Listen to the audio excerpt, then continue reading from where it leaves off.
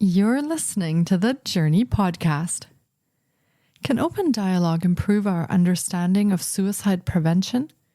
Join us for an honest and compassionate discussion on this crucial topic. This episode contains adult subject matter and some listeners may be triggered by this content. Listener discretion is advised. Hi, I'm Petra Brunbauer, and with decades of experience with sadness, pain, anxiety, and stress, I finally figured out how to leave all that behind. And this podcast shows you how to break free permanently so you can reclaim your sanity and find the self-esteem and energy to go after the life you desire. With real talk about mental health, holistic healing, and the tough journey of coming out the other end. This is the Journey Podcast. Welcome to today's episode. Suicide is a topic many of us struggle to talk about, yet it affects so many lives. This episode opens up an authentic, caring conversation about this critical topic. Our guest shares both personal experiences and professional knowledge, offering a unique and compassionate take on suicide prevention. We explore the complex reality of suicidal thoughts, challenging myths and misunderstandings. Our discussion includes practical advice on what to say and what not to say when someone is struggling, and how to open doors for meaningful conversations about suicide. Our goal is to increase understanding, end stigma, and share information that could truly help someone in need. By talking openly about this difficult subject, we hope to encourage more honest discussions about suicide and connect with those who might be suffering in silence. Stacey Freedenthal, PhD, LCSW, is a psychotherapist, educator, writer, consultant, and speaker who specializes in helping people at risk for suicide. She has authored 2 books, Loving Someone with Suicidal Thoughts, What Family, Friends, and Partners Can Say and Do, and Helping the Suicidal Person, Tips and Techniques for Professionals. She also created and maintains the website Speaking of Suicide. She works as an associate professor at the University of Denver Graduate School of Social Work and has a small psychotherapy and consulting practice. Dr. Freedenthal lives in Denver, Colorado with her husband Pete and their collection of cats. Here is my interview with Dr. Stacey Freedenthal.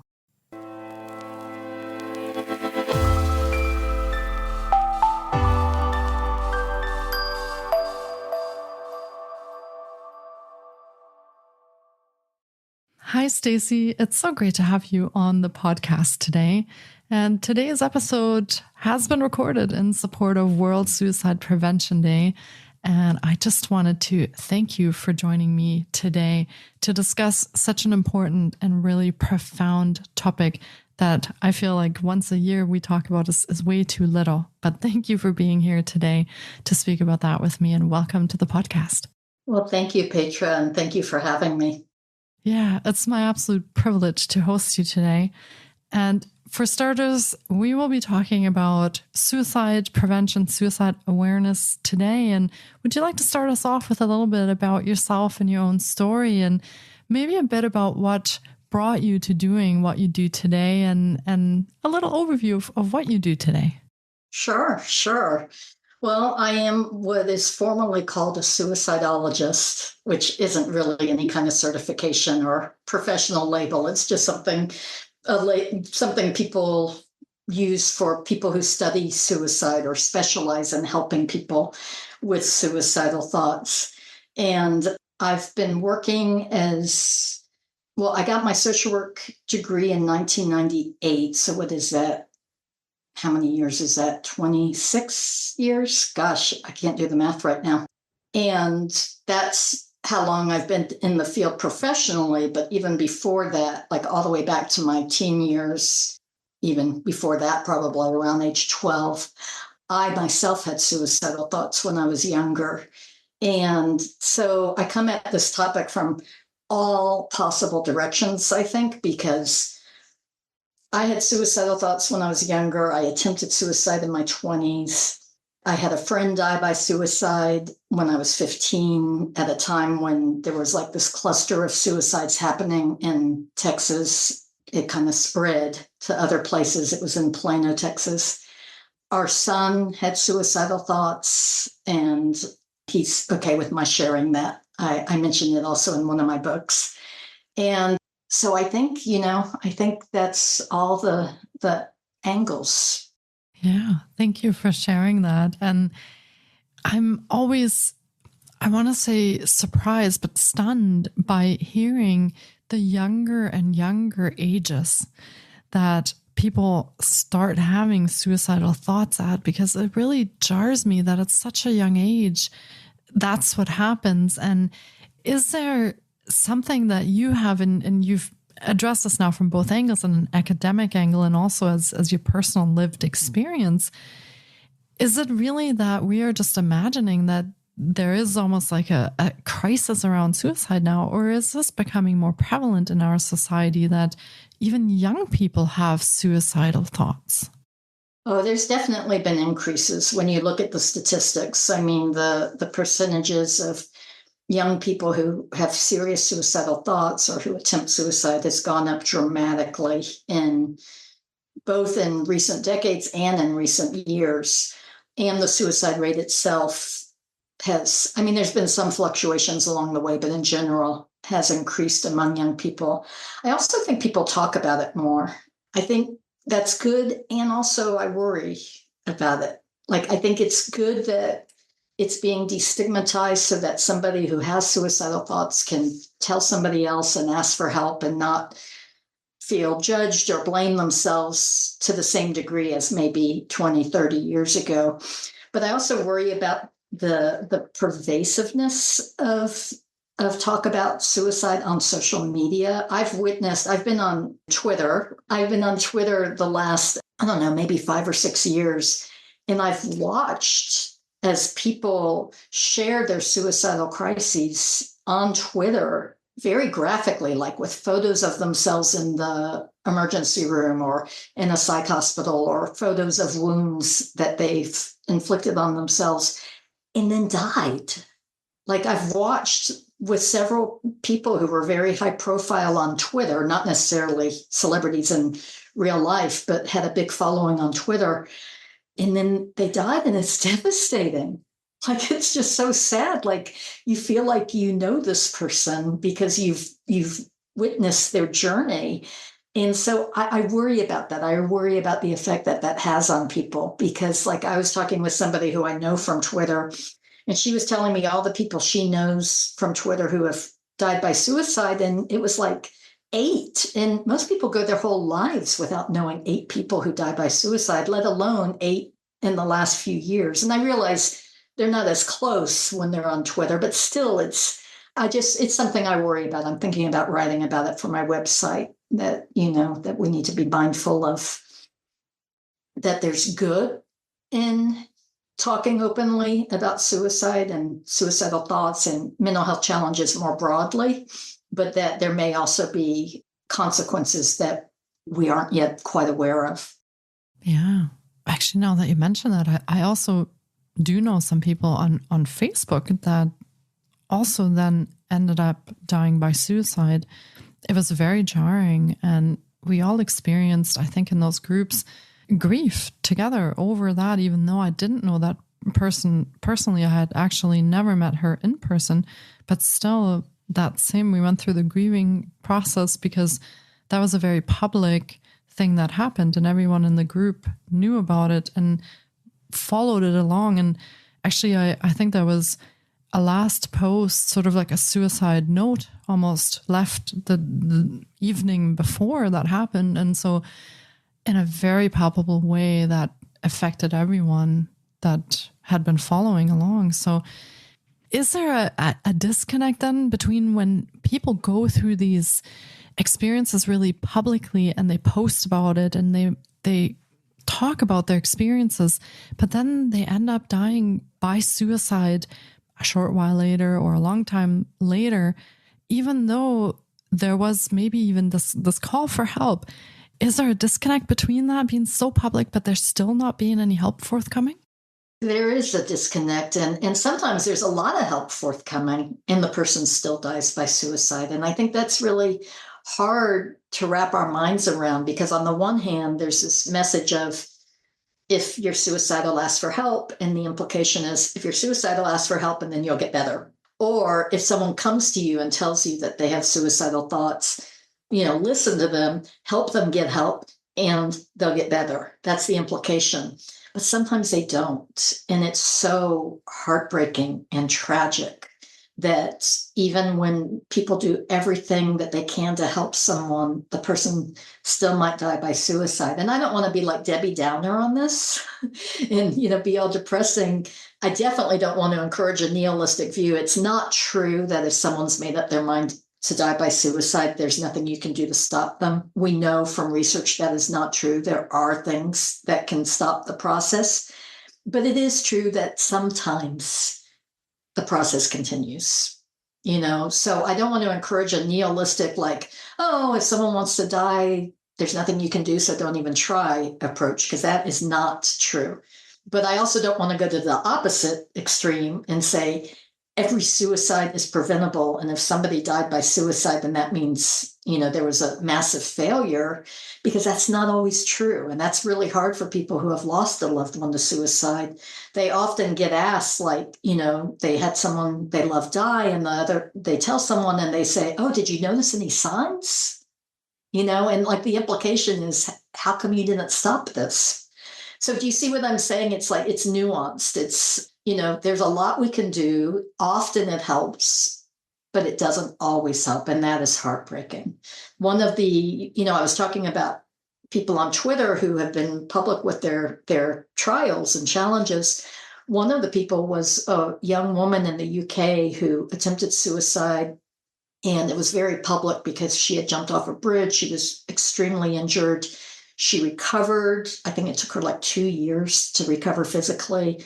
The police officer who rescued her, they were reunited. There was all this media coverage, and she became a really vocal advocate for suicide prevention. And she would post these just really heartwarming, hopeful things on Twitter about, like, even when it seems like there's no hope, there is. Even when you want to give up, later you'll be glad you didn't. And then she ended up dying by suicide. And she was in a psychiatric hospital when she did it. So everyone around her did the right thing, got her the help. Maybe the psychiatric hospital didn't do the right thing if they weren't monitoring her well enough. But again, you can't even watch someone 24/7, So it's a really difficult dialectic. I on my website, I have a post about limitations in helping people with suicidal thoughts. And I say, do everything you can, but no, you can't do everything.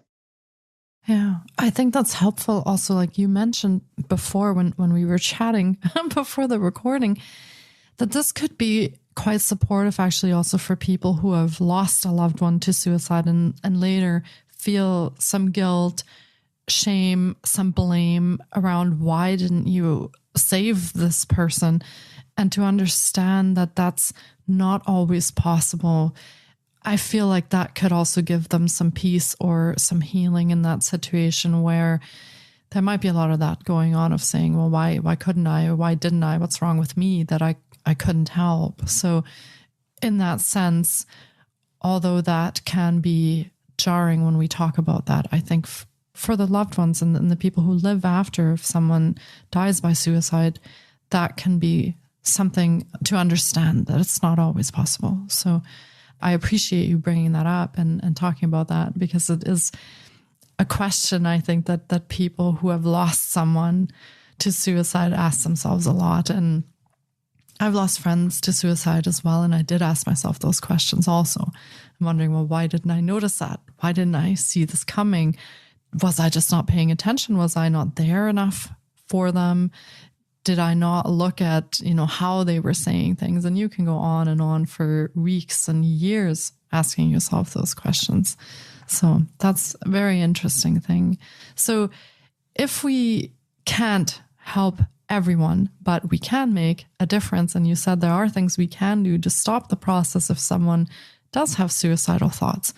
And you've, of course, written about this and you've researched about this. So what are some of the things that we can do, especially, I think, when people might not always tell us that they're having suicidal thoughts? So what can we do in those situations? Yeah, that's a great question. I mean, there's a whole range of things that we can do. And one of the first things I would say is to ask. If you're concerned about somebody and, maybe they've seemed depressed, or maybe they're drinking more than usual, or losing their temper more than usual, or, anything where you're like, ooh, this, I wonder if they're struggling, to ask, how's it going? And to ask directly. And I know this scares a lot of people, but to ask directly, do you have thoughts of suicide? And I don't mean like you call someone up and say, hey, how are you doing? Are you thinking of suicide? Like you can work your way into the conversation. But there's significant research that shows that most people who have suicidal thoughts, well, about half in some studies, don't tell anybody. And this is even among people who die by suicide, that they didn't tell anybody. But there isn't as much research on how many were asked and they didn't tell anybody. We know that people are afraid to ask. We know that there's a myth that if you ask about suicide, you'll give somebody the idea. And I'm here to tell you that's a myth because, one, it's been researched, and two, because everybody knows about suicide, past a certain age. Like the research is that even 6-year-olds, like 5 and 6-year-olds, they know people in their lives, but they don't know the word suicide. But then when you get to like 7 and 8-year-old, almost everyone knows about suicide by name. So we're not giving anybody an idea. The idea is always there, So, and then there's a fear that, well, if I ask somebody if they have suicidal thoughts, they'll get mad at me. And part of that, I think, is because there is stigma. So some people feel like, well, if I ask them if they have suicidal thoughts, then they'll think that I think they're crazy, and that's one reason why I welcome, people being open about their challenges so that stigma can erode, hopefully.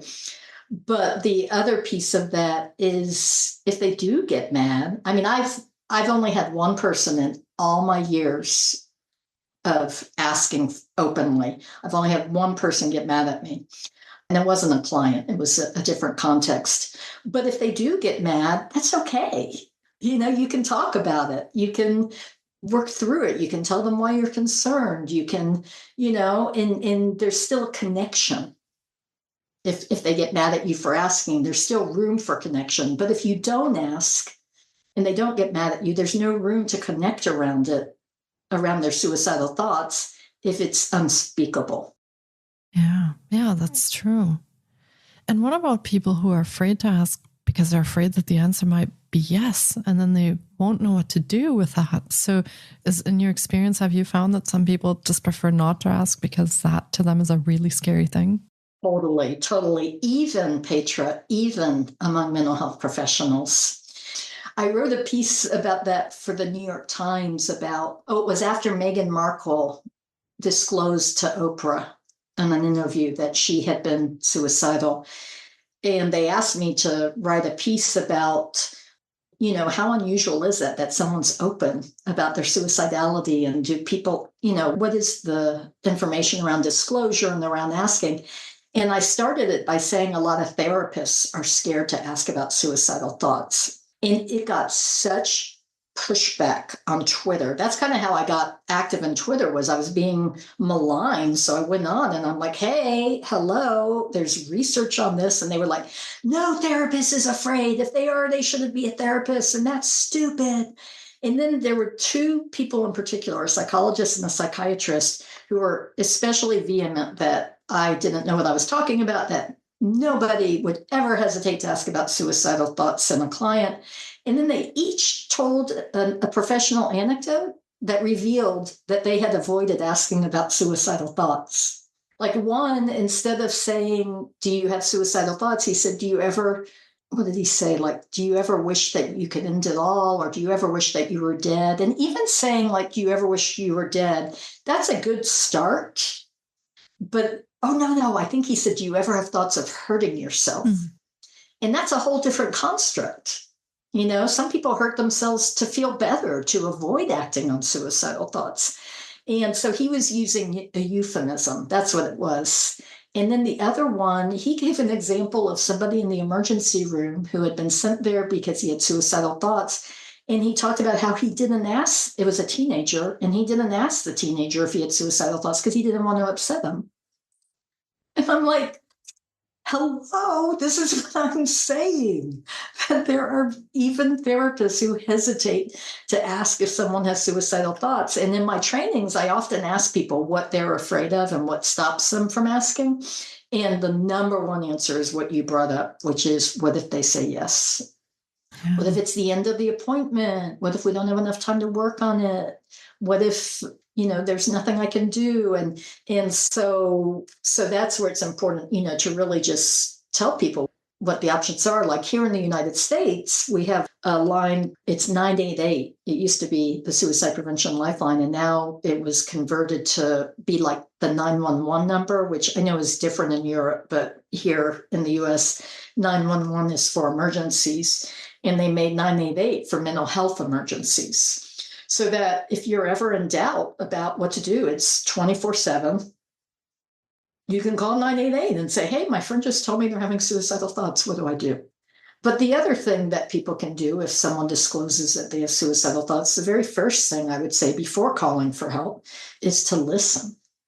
Unless it's obviously an emergency, they're holding a weapon or they've already ingested a substance or something, then, they need more immediate help. But if they tell you that, yeah, I do, I feel so bad sometimes that I just wish I were dead and just think about killing myself. The immediate question that a lot of people ask after that is, do you have a plan? And they're asking that because they're scared and they want to know if they should worry. But that doesn't really help the person who's hurting. The immediate thing that I recommend is asking them to tell you more. Like, oh, you must be really hurting if you're feeling that way. What's going on? And holding off on the assessment questions. There's a whole list. Do you have a plan? Do you have the means? Do you have access to the means? What is your intent? When would you attempt suicide? Have you attempted suicide before? There's a whole list of questions that professionals ask, and some friends and family also ask so they can put their mind at ease.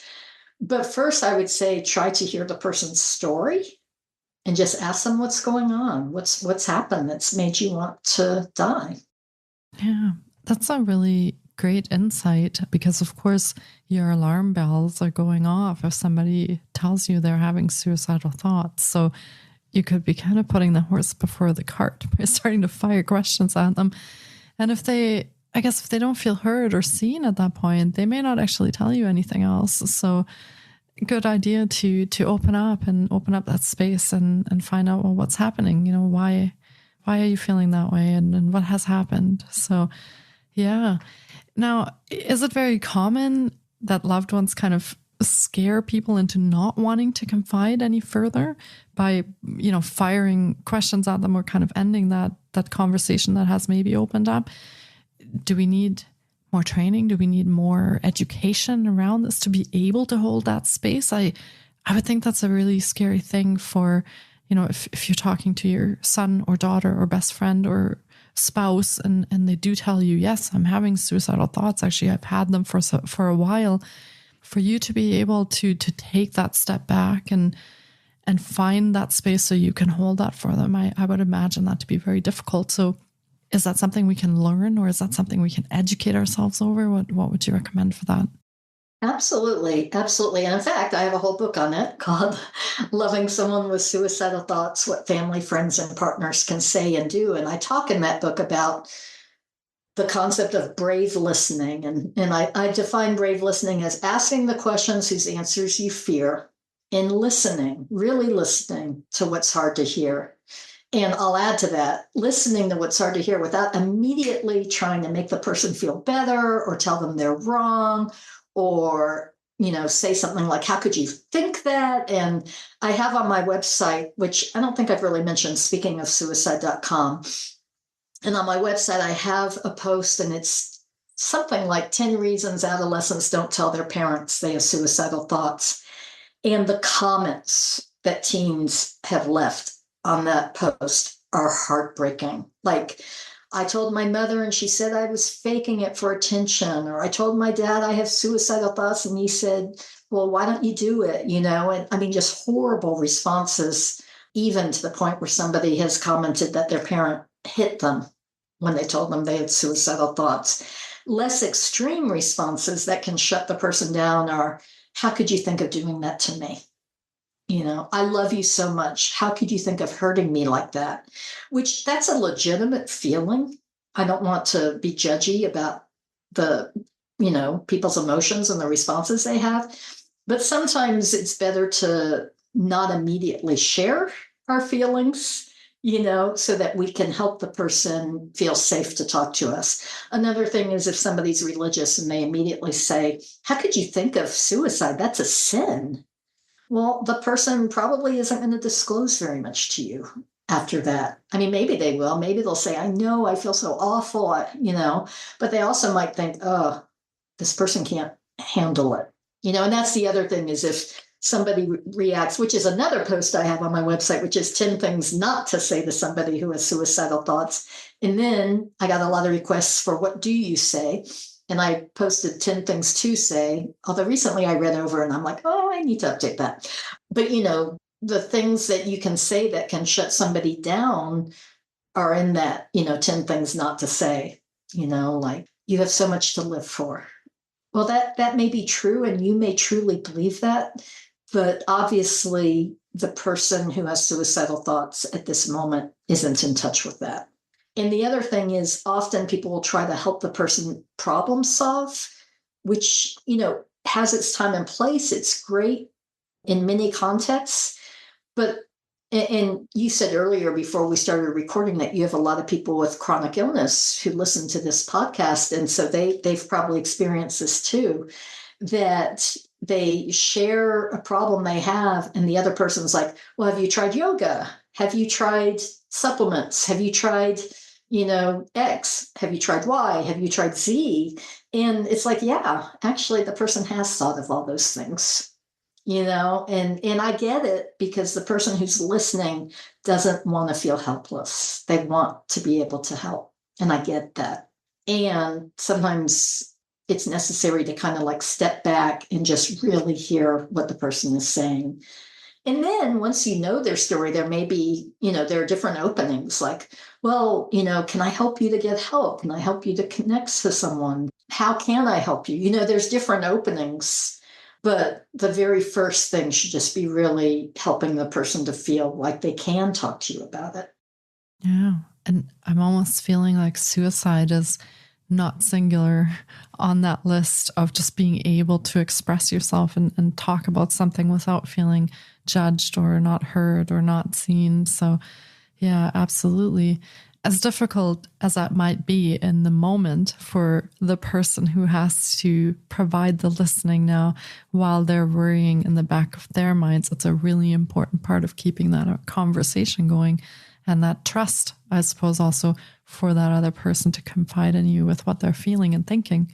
So yeah, a really, really important thing maybe to keep in mind, and pop over to the website. And we're going to, of course, link all of that in the show notes as well to look at the 10 things to say or not to say. So maybe if you are in that situation at some point that you have some of those things that you can fall back on that you've read about and you do those when that situation should come up. Now you've written. And can I interrupt real fast? Absolutely. I just want to say, if you're in doubt, I mean, there's the one thing would be to say, I'm so glad you told me. I'd hate for you to be alone with thoughts of suicide. Like I'd hate for you to be alone with something that hard. So explicitly saying, I'm really glad that we're talking about this. And then another thing could just be, tell me more. I said earlier, what's going on? Tell me more. What's going on? And those can be ways. And then if you're ever just really in doubt, I mean, just try to reflect back what the person said. So you're saying that things are so stressful that sometimes you wish you could go to sleep and never wake up. And that can signal to the person that you want to hear more. And the way I describe it to my students is you can respond in a way that shuts down the conversation or that opens it up. And I talk about that in the book too, different ways to open up conversation and really invite the person to tell you more. Yeah. Oh, that's really great insight. Thank you for sharing that. And we'll be linking to the book, of course, as well, so that people can purchase that and read it if they want to. And you've written another book as well. Yes. This is not the only one. So what is your other book about and what's it called? It's called Helping the Suicidal Person, Tips and Techniques for Professionals. And it's basically one book is for professionals and then the other book is for lay people. I have had the book for professionals came out first. So I have had a lot of lay people come to me and say, hey, I'm not a therapist, but I bought the book and, most of it applied, most of it were things that I could do too. Not all of it because some of it's, specific to professionals. But then I did write a book about 5 years later published a book about 5 years later that is specifically for friends and family, partners, things like that. Yeah, I think that would be incredibly helpful, especially some of the statistics we talked about, like how likely it might actually be that we come in contact with someone, know someone, or love someone who is having suicidal thoughts. And to have this preparation, a bit more education around this topic.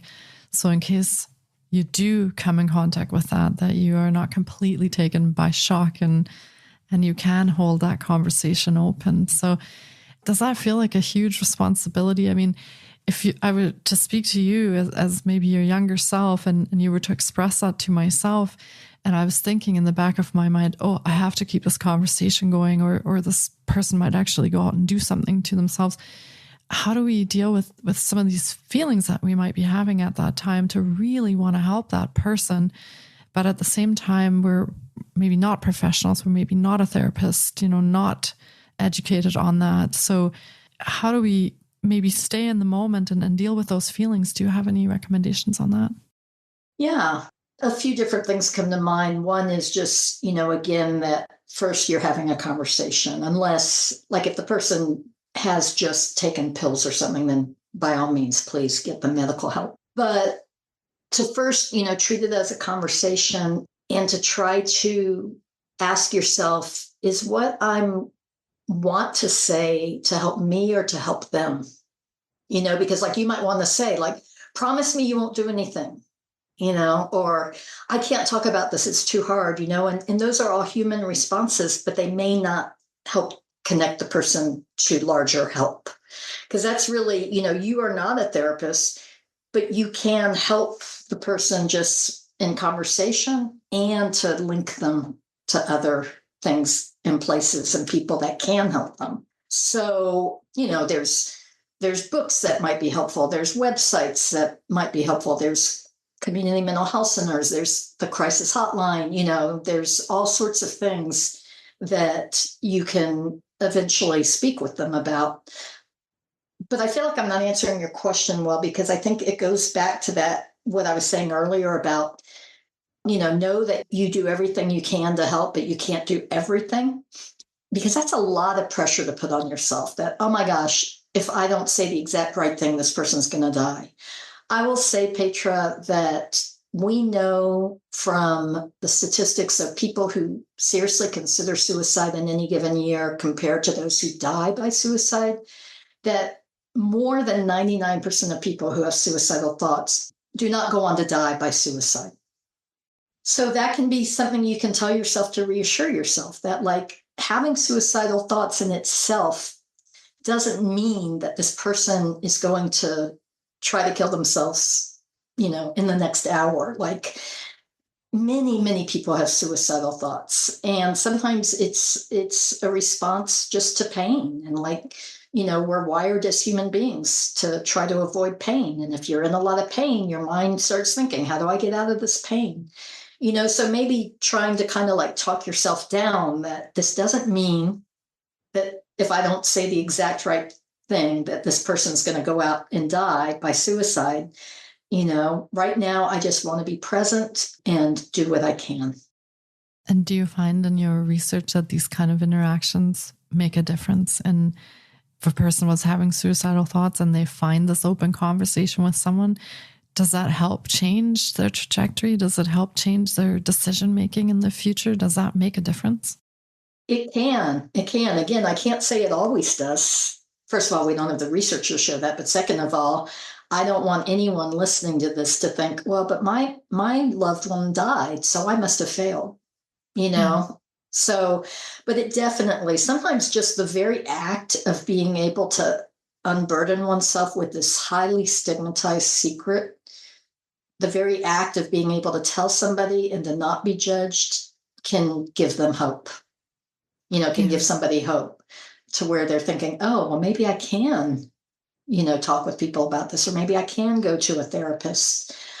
And it can also open the door to, even if in that moment there's no dramatic effect. Like, say you ask somebody if they have suicidal thoughts and they say no.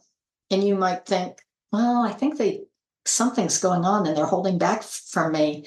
Well, that doesn't mean that a week later they won't come back to you and say, I've been thinking more of what you asked me. And yeah, I have been having suicidal thoughts, so it can be a beginning of a process to ask somebody. Mm-hmm. Opening the door to that. Yeah. Now, I feel like if that was my situation and somebody had actually shared that with me, I feel like I would be responsible for some kind of follow-up to this. So is there something that you talk about in your books or something that you recommend? I mean, maybe I would be scared to just call them up one day and be like, hey, how are your suicidal thoughts? That might feel really strange.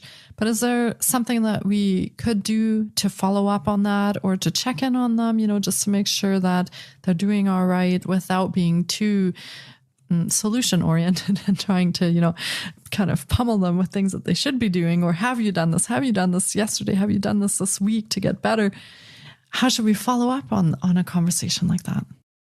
Yeah, I mean, there's different ways depending on the nature of the relationship. Like I've had some parents who they ask their child every day, how safe are you today? Or, some will use a rating scale, like on a scale of 0 to 10, where are you right now with suicidal thoughts? And they may work it out with their child or teenager, like, how would you like me to check in with you? They may say, like, I want to be able to know day to day how you're doing. So what would help you? How would you like me to ask that? But, that's for someone who they're the parent, they live with the person, they're there, they're responsible for the person's safety and well-being. Maybe it was a coworker who told you they had suicidal thoughts, so you might just ask them, how's it going? Have things gotten better since we talked? And, there's a whole spectrum of possible ways to reconnect around it. There could be texts. There could be going to the person's house and saying, hey, do you need help with anything right now? You want me to help you with your laundry? You want me to help you with dishes? Like there could be something very practical. There could just be sitting with the person, going and spending time with the person and watching Netflix, so, and I don't mean that as any kind of code.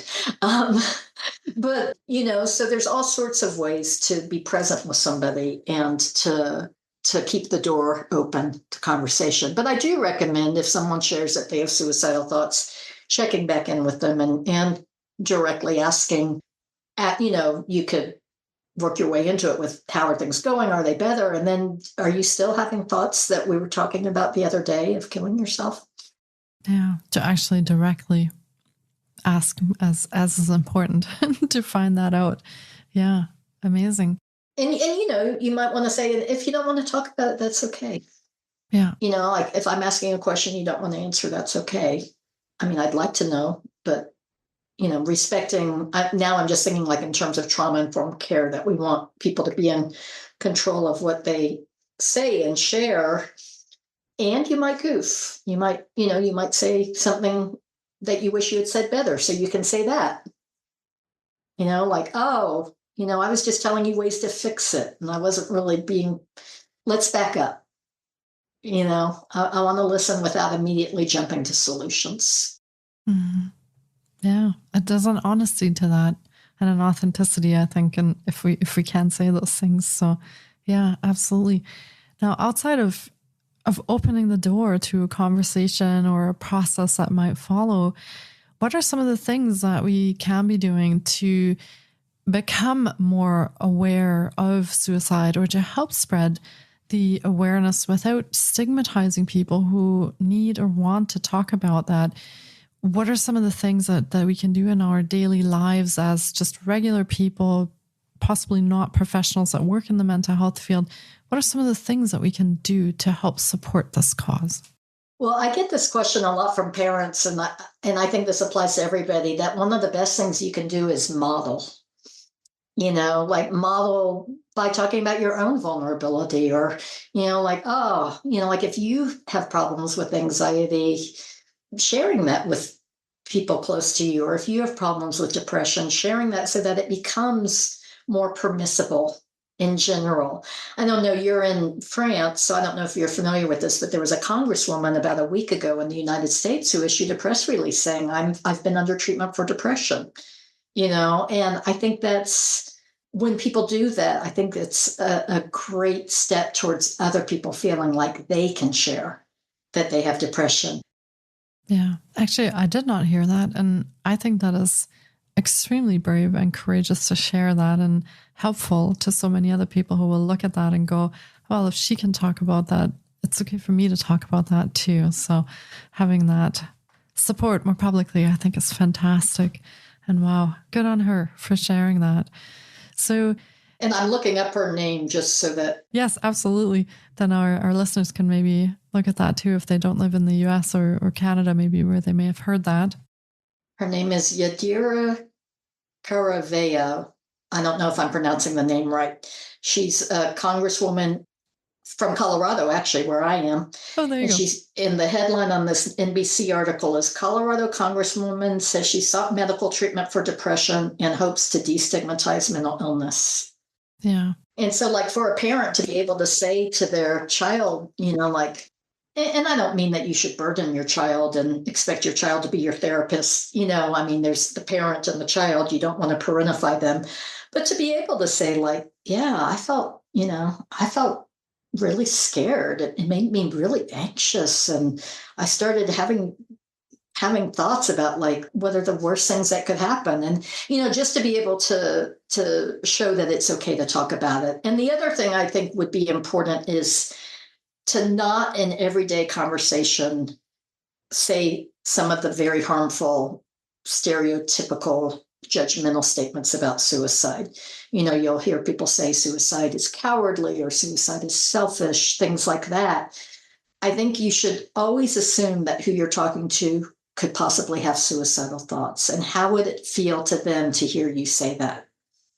So, like, if a parent says, I can't believe that your classmate did this, and then here are all the reasons that they were being wrong or selfish or immature or whatever, then that child is going to be like, well, okay, they don't get it. I'm not going to tell them. That's a possibility. Yeah. Yeah.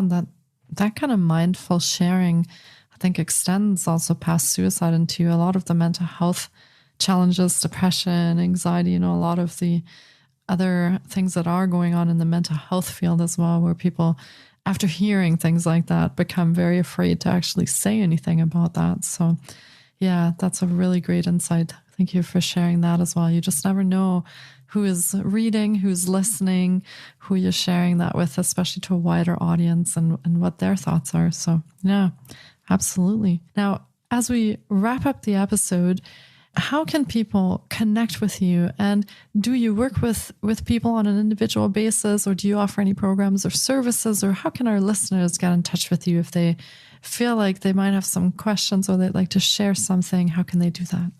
Sure. Well, I have this website, speakingofsuicide.com, and there's forms on that website where you can contact me, but also where you can leave comments, posts if you'd like to. I think there's about 10,000 comments right now. I am on the social media platform previously known as Twitter, and my username is Freedenthal. I'm also on LinkedIn. I have a Facebook page, Stacey Freedenthal. And then I have a personal page, and that's not the one I'm talking about right now, but I have a professional page, And it's Stacey Freedenthal, PhD, LCSW. It's different from the personal page. And I do provide one-on-one help, but I'm only licensed in Colorado, and I have a very small private practice. So, I do trainings, and I can do trainings anywhere. I don't, you don't need licensure to do talks and presentations.